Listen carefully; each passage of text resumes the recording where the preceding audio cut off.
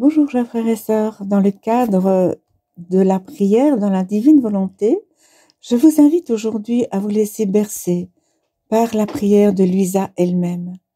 Alors entrons dans le tome 17 à la date du 10 mai 1925 et écoutons Luisa. Je n'écris que par obéissance et je vais combiner ici des choses du passé et du présent. Souvent dans mes écrits, je dis je me fusionnais dans la divine volonté, sans préciser davantage. Obligé par l'obéissance, je vais dire ce qui m'arrive alors. Quand je me fusionne, un immense vide rempli de lumière se présente à mon esprit. Dans cette lumière, on ne peut discerner des limites en haut ou en bas, à droite ou à gauche, en avant ou en arrière. Au milieu de cette immensité, à un point extrêmement élevé, il semble que je vois mentalement la divinité ou les trois personnes divines. Et je ne sais comment, une petite fille sort de moi. C'est moi-même, ou peut-être ma petite âme. C'est touchant de voir cette petite fille se déplacer dans cet immense espace vide, toute seule, timidement, marchant sur la pointe des pieds, les yeux toujours fixés vers l'endroit où elle voit les trois personnes divines, avec la crainte que si elle baisse les yeux, elle ne saura pas où elle va aboutir. Toute sa force vient de son regard fixé vers le haut. En fait, comme son regard rencontre celui du Très-Haut, elle gagne en force au fur et à mesure qu'elle avance. Quand elle arrive devant les trois personnes divines, elle se prosterne pour adorer la divine majesté. Alors, une main venant des divines personnes la soulève. Elles lui disent « Notre fille, la petite fille de notre volonté vient dans nos bras. » À ces mots, elle devient toute remplie de joie. Et il en va ainsi des trois personnes divines qui attendent l'accomplissement de la mission qu'elles lui ont confiée. Puis, avec la grâce typique d'une petite fille, elle dit « Ô suprême majesté, je viens t'adorer, te bénir et te remercier pour tout. Je viens attacher à ton trône toutes les volontés humaines de toutes les générations, du premier homme jusqu'au dernier, de telle sorte que tous puissent reconnaître ta suprême volonté, l'adorer, l'aimer et lui permettre de vivre dans leur âme. » Dans cet immense vide se trouvent toutes les créatures.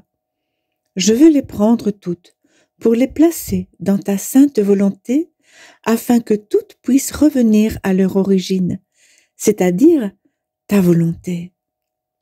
Je suis venue dans tes bras paternels pour t'amener tous tes enfants, mes frères, et les lier tous à ta volonté. Au nom de tous, je veux faire amende honorable et te rendre hommage et gloire, comme si tous vivaient dans ta très sainte volonté. Mais je t'en supplie, ne permets plus qu'il y ait séparation entre la divine volonté et la volonté humaine. C'est une petite fille qui te demande cela, et je sais que tu ne peux rien refuser au petit. Mais qui peut tout dire? Ce serait trop long. Les mots me manquent quand je veux exprimer ce que je dis devant le Très-Haut. De plus, il me semble que dans cet immense vide, on n'utilise pas le même langage qu'en ce bas monde. D'autres fois, lorsque je me fusionne dans la divine volonté et que l'immense vide se présente à mon esprit, je circule à travers toutes les choses créées et j'imprime sur elles des « je t'aime » à l'adresse de la suprême majesté, comme si je voulais remplir l'atmosphère de « je t'aime » pour offrir un retour d'amour à l'amour suprême, pour tant d'amour envers les créatures.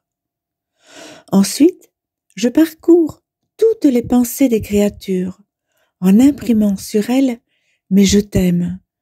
Je continue en plaçant mes « je t'aime » sur chaque regard, chaque bouche, chaque mot.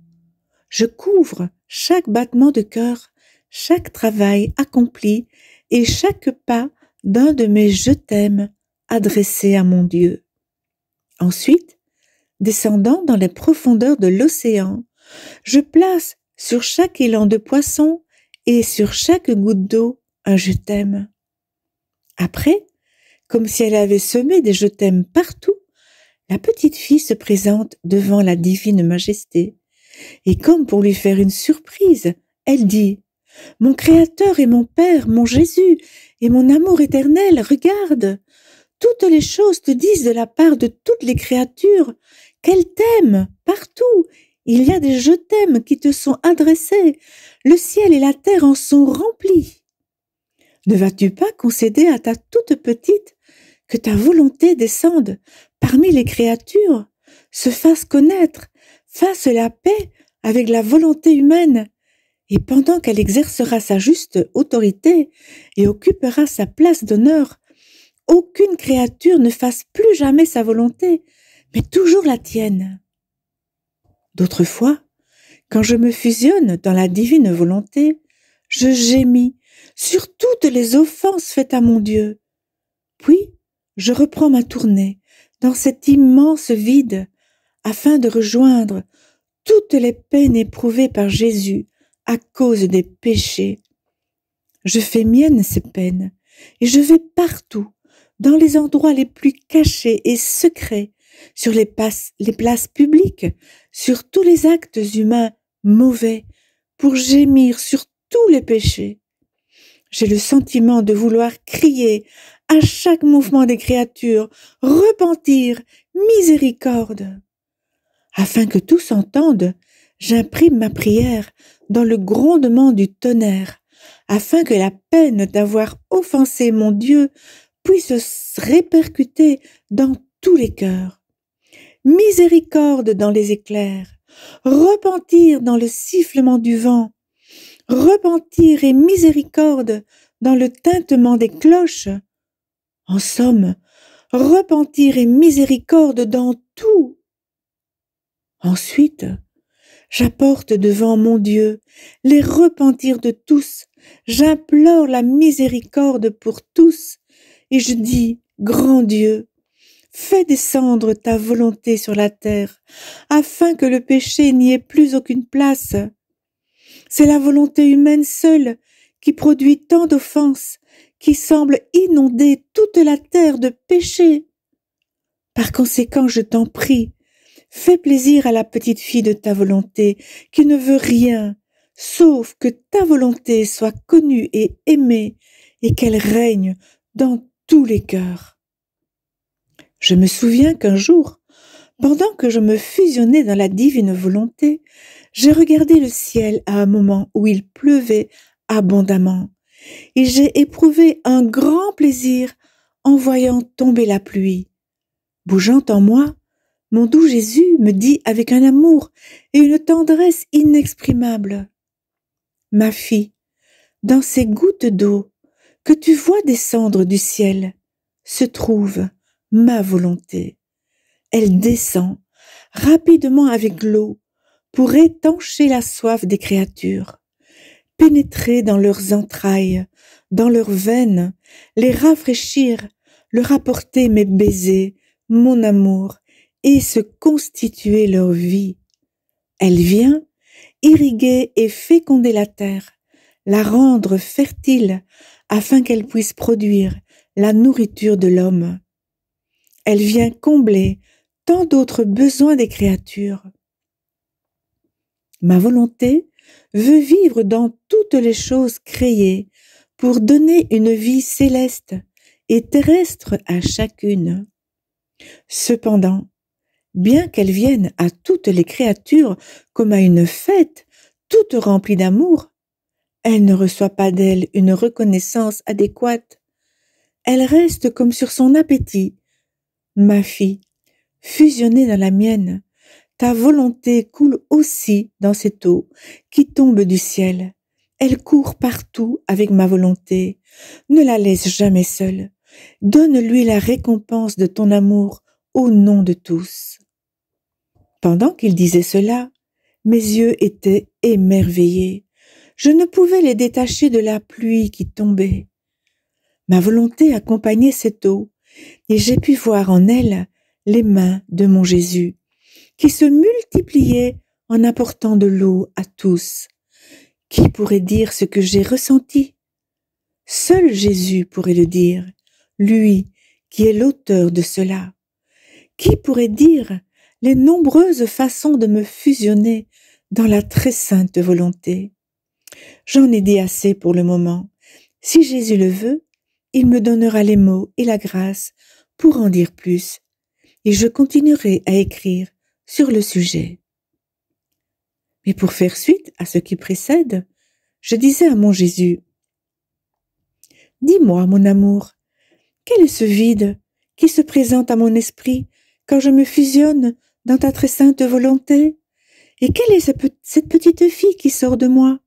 Pourquoi sent-elle une force irrésistible qui l'attire vers ton trône pour déposer ses petits actes sur les genoux divins dans le but de réjouir la divinité? » Toute bonté, mon doux Jésus me répondit, « Ma fille, le vide est notre volonté mise à votre disposition, elle qui devrait être remplie de tous les actes qui auraient été faits si les créatures avaient correspondu à notre volonté.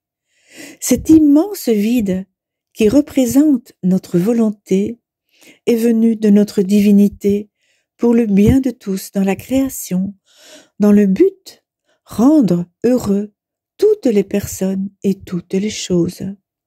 En conséquence, toutes les créatures devraient avoir rempli ce vide de leurs actes et de l'offrande de leur volonté à leur Créateur. Comme elles ne l'ont pas fait, ce qui est pour nous une offense très grande, nous t'avons appelé à cette mission spéciale pour nous rendre ce que les autres nous doivent. C'est la raison pour laquelle nous t'avons d'abord comblé d'une longue chaîne de grâce et ensuite t'avons demandé si tu voulais vivre dans notre volonté.